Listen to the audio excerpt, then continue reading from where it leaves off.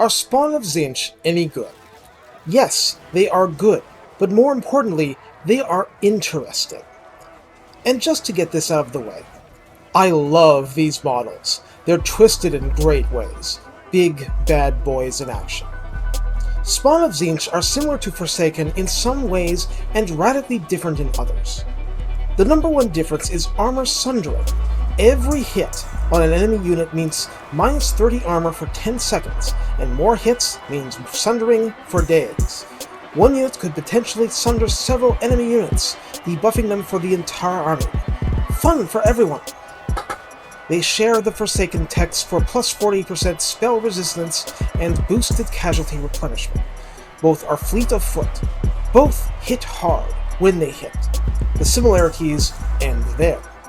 The Spawn have some splash damage that you can see from the combat footage here, but they are not your best option against zombies that have no armor to sunder. They aren't anti-large, they aren't armor-piercing per se. In other words, they dominate mid-tier infantry with low model counts. They wreck thick armor to make it more manageable, and their own hits are strong. Now, Spawn have extremely low armor, which is something to think about. Unlike Forsaken, Chaos Warriors, or Chosen, specialized armor-piercing damage is wasted on them. Also, unlike Forsaken, they attack at normal infantry speed, so their fewer models dish their damage out faster than cavalry. They also will not break, which is both good and bad. I call the Forsaken heavy chaff.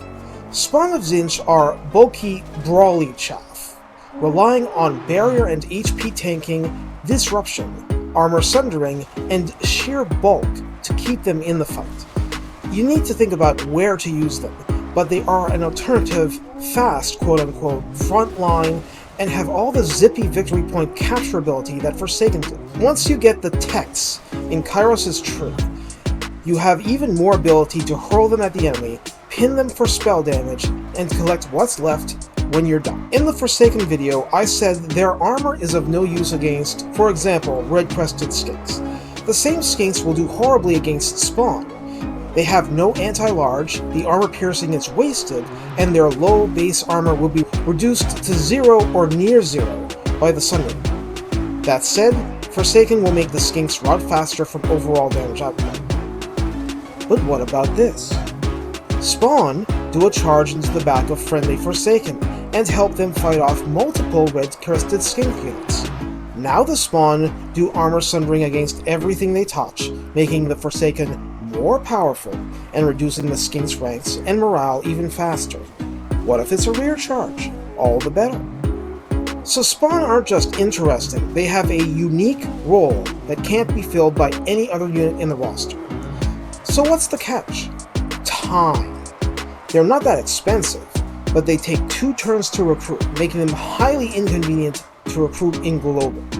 You need to plan ahead to get proper spawn in your armies, which may or may not be possible given the state of a campaign. Even so, I say, take a look. The sundering alone makes your other units that much stronger in that part of the battlefield. Take care.